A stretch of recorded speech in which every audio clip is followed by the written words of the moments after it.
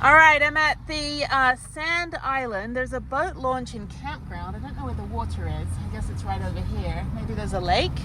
This is beautiful. So I'm doing this first because the museum I want to go to in Blanding doesn't open till 9. So yeah, it's about 8:15 a.m. Beautiful sunrise. It is still 25 degrees.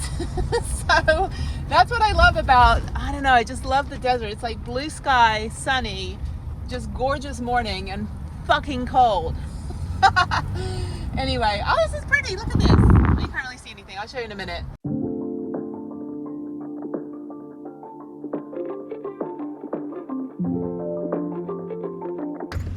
Okay, this is the Sand Island Petroglyph panel.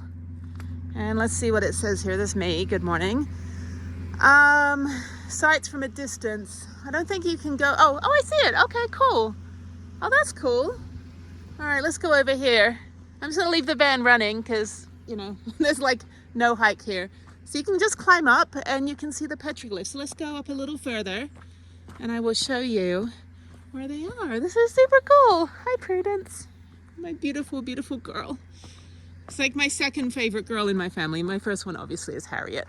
Okay, so you can see you see the little petroglyphs? So we've got a bunch of stuff, bunch of handprints. I don't know what these are. It's so interesting that supposedly these are like thousands of years old. It's just funny. And you always see someone's like, you know, like Megan and Chris happily ever after. It's like, no one cares, Megan. No one cares about your wedding. So yeah, so just this little area right here. It's not very much. Oh, I guess you can go further. Just follow the rope. Let's see if there's more down here. That's Prue. Okay, it is cold. I'm in my winter boots and my hat, but I'm wearing a long-sleeved t-shirt from Big Sky. Oh, okay, there's a whole bunch of them up here. Okay, awesome. Of course, you know, millions of years ago in the year 1963. That's really cool though. Yeah, so this is fun, very kid-friendly, mobility-friendly as well. I guess you can just keep going down the whole panel. Yeah, I guess it just goes to the end of that little fence down there. That's awesome. Who knew? Tons of petroglyphs. All of this. It says, Custer died for your sins. Alrighty, okay, let's keep going down.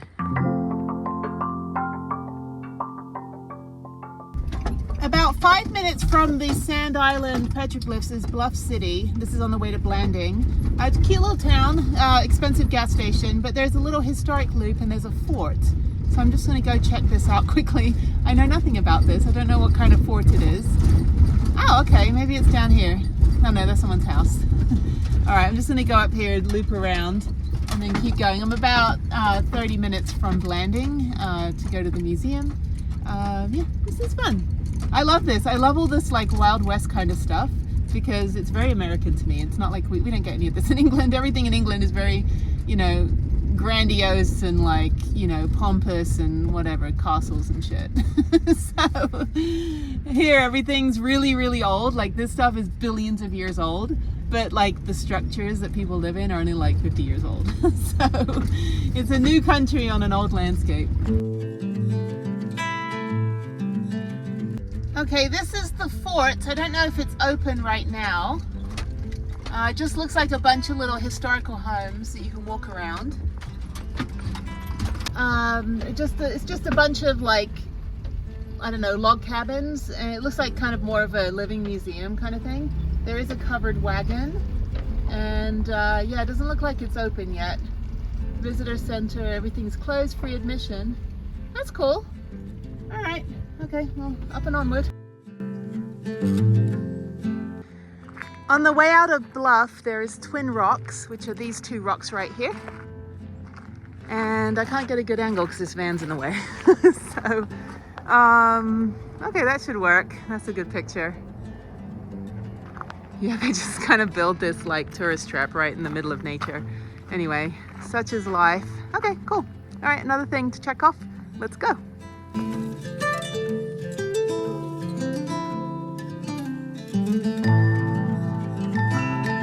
My next stop is Edge of the Cedars State Park Museum. So you pay online. So it's really nice now that I've done all the national parks in the lower 48, I can start exploring all the state parks. So I'm going to pay online. I don't know if there's if it's free for veterans. So I'm just going to open the webpage, and then when I get there, I'll see if I need to pay. But yeah, so basically, you know, just kind of follow the rules. So, all right, it is cold. It is beautiful though. All right, so let's go in the museum. Oh, nice and warm in here.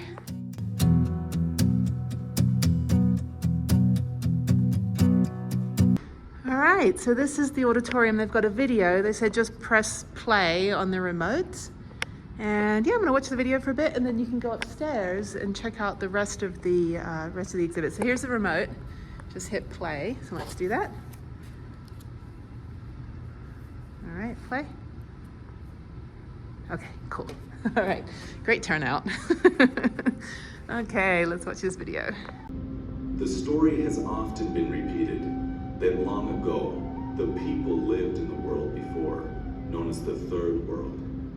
Something happened in the Third World. All right, that was good. Okay, let's go upstairs.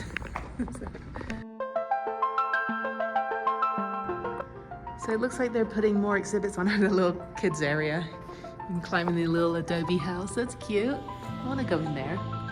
That's exactly how big my tiny home is going to be when I build one eventually in my life. Okay, lots of artwork, and we'll go upstairs.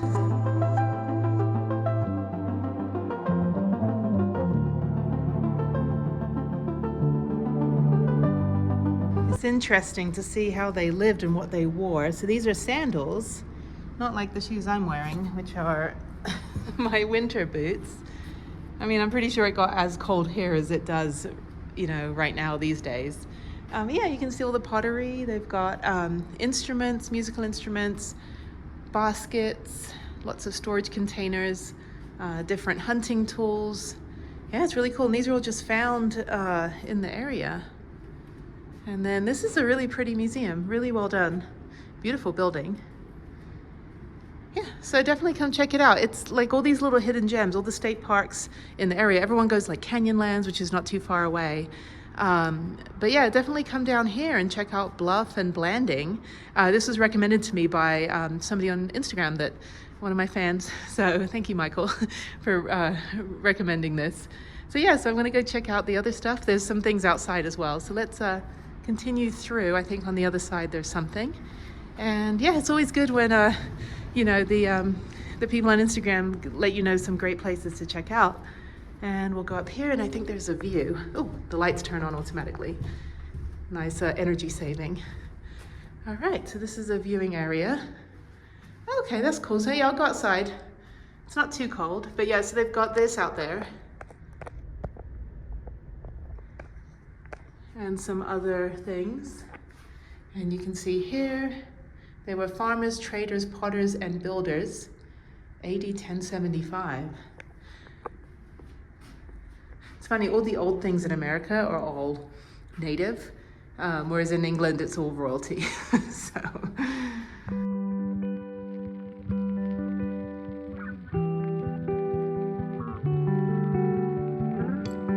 And from the second floor, you can get to the ruins. So you can either go down the stairs here, check out, oh wow, that's a lot of pottery in there. They've got something like hundreds of artifacts as well. So let's see what's in this room. Oh, more. I really like kind of these motion detection lights. Kind of like, is there more? Oh yes, there is more. Ta-da! So yes, this is Edge of the Cedars Pueblo. And again, more artifacts. Really, really nice museum. Okay, now for the big reveal. Oh, it's cold. Okay, so this is the site. And I am here. I'm gonna go to the Great Kiva and the sun marker, which is way over there. Okay, all right. The sun feels good when you're in it, but it is still about 30 degrees right now. And I'm just in my Big Sky, Montana mountain bike park shirt. It's so funny, they just build these little towns like these, you know, people lived here in, you know, 1000 AD, but then people live here now. It's like once a dwelling, always a dwelling.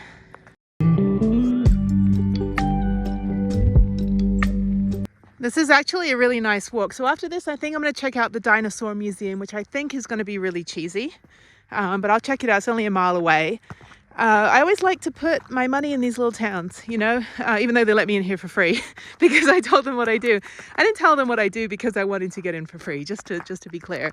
But I just said, you know, I'm doing all the state parks now that I've done all the national parks, and I'm looking for mobility accessible things and hidden gems. So she said, she covered the credit card machine. She goes, don't even bother. She's like, go ahead. You know, she's like, enjoy. So that was really nice of her. She was funny. She's like, yeah, we're just this little museum in this little town. But this is beautiful. Absolutely beautiful. There's the sun clock. So that's the really good thing about van life, is that you get to go places where airplanes generally would not go. Well, not commercial airplanes, at least. So this guy I know, I'm not really friends with him, but his kids, he's like, my kids are so spoiled. All they know are public planes and private planes. I was like, there's no such thing as commercial airplanes in their world. That's too funny. Anyway, that's a whole different thing. But yeah, so this is the sun clock. Can a sliver of light have meaning? I don't know. Can it? Oh, that's cute. Got little animals drawn on it. Okay, so this is a sculpture, and it represents the connection of the sun, moon, and stars.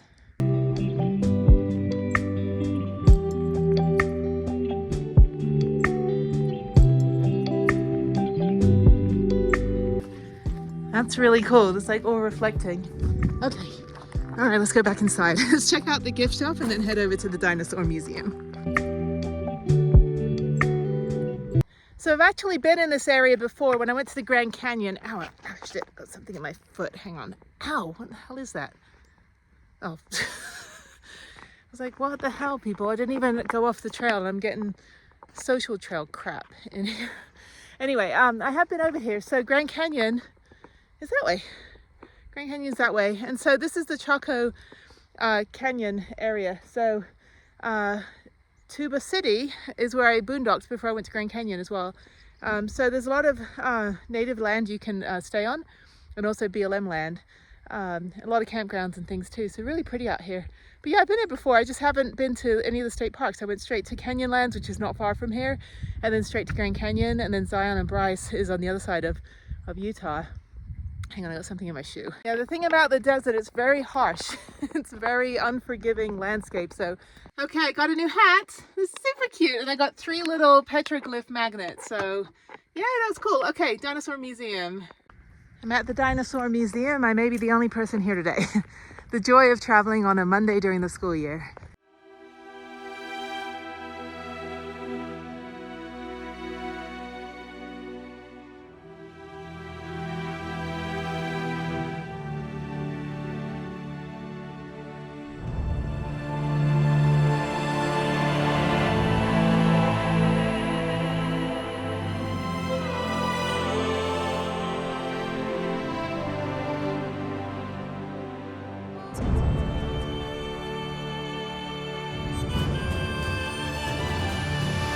This is great. They have all the movie posters.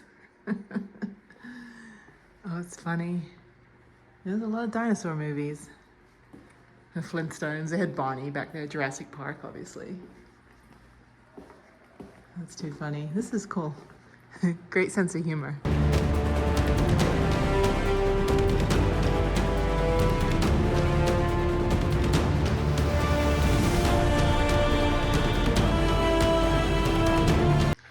Of course, you can't have a dinosaur museum without Godzilla. Gojira. And it's something different in Japan. I have to look up the Japanese pronunciation of it, but Godzilla. Yeah, poor Japan, getting obliterated by dinosaurs. My favorite dinosaur is a brontosaurus, by the way, just for future reference. This meme that I saw, it goes, you might think T-Rexes couldn't clap their hands because their arms were really short, but it's because they're dead. Correcting a mistake, scales or feathers. Apparently they chirped. Apparently they weren't all like, roar, you know, that kind of thing.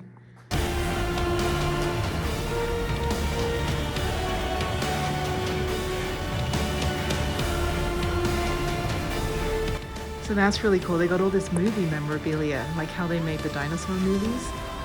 That's really awesome. You don't often get to see movies at museums. It's usually like, here's a museum, but this one incorporates the pop culture with the dinosaurs, which is really cool.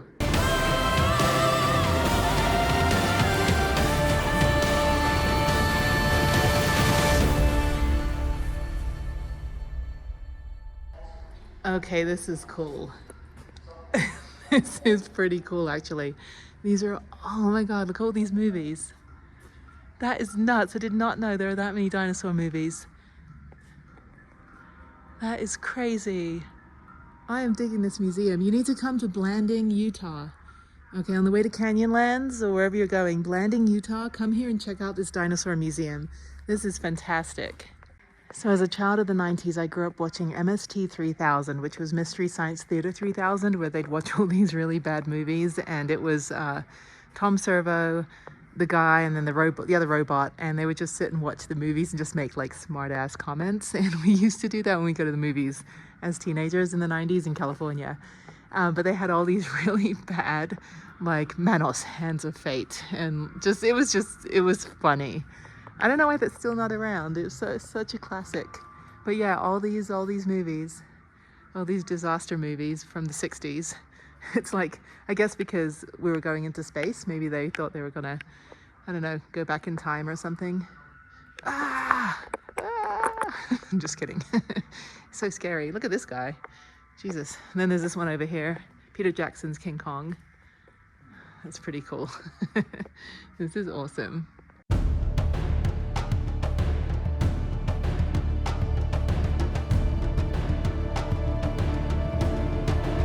So we're back into learning something, and that's cool. Okay, it echoes a lot in here. Can't speak very loud. All right, let's go check out the gift shop. Always a fan favorite. So if you ever watched Thelma and Louise, this is pretty much where it was filmed, between here and Dead Horse up in Moab. And if you watch it and you've also been to this part of the country, it's basically the most Utah movie. Like they're supposed to be bypassing Texas to go through New Mexico, southern New Mexico, which isn't really as pretty as up here, which is Utah. And then they need to get down to bypass Texas to get to Mexico, through New Mexico. But the thing is one day I decided to map out the movie as I was watching it, now that I've done all these road trips. And I was like, wait a minute, they start in Arkansas, they go through Oklahoma, they skip Texas completely, they end up in Arches National Park, which you can see on this picture, which I took the top picture and they're in the bottom picture. And then basically when they, well, if you haven't seen the movie, you can stop watching right now, but spoiler alert, when they drive the car off the cliff at the end, the movie's over 30 years old, you have to have seen it by now, but anyway, when they drive the car off the cliff at the end, that's in Dead Horse State Park up next to Moab. So this is literally supposed to be the Grand Canyon when they're filming, but Ridley Scott was like, we're gonna film it in Utah for whatever tax breaks we get. I don't know. I mean, the Grand Canyon is Arizona, and part of it I think is in the Grand Staircase Escalante. I think that's part of the Grand Canyon. Anyway, there's a whole bunch of outdoor nature stuff out here, but it basically is the most Utah movie ever, and it's really funny to watch it after you've been a bunch of places. I was watching a Free Solo with a friend of mine, and as we're watching it, you know, the guy's scaling El Capitan in Yosemite, and I was in Yosemite earlier this year, and I was like, oh my god, I know that lay-by, I parked there. Look, here's a picture of me parking my van right where they're at in the movie, and I've seen El Capitan, and I drove down that road. It's like, I'm the most unrelatable person anymore. I'm like, no, I watch movies from the fact that I've been there. So anyway, okay, so I'm back past where I stayed last night. Sorry, my towel is drying from my shower yesterday. Yeah, this is Valley of Gods, and now I'm heading to Mexican Hat.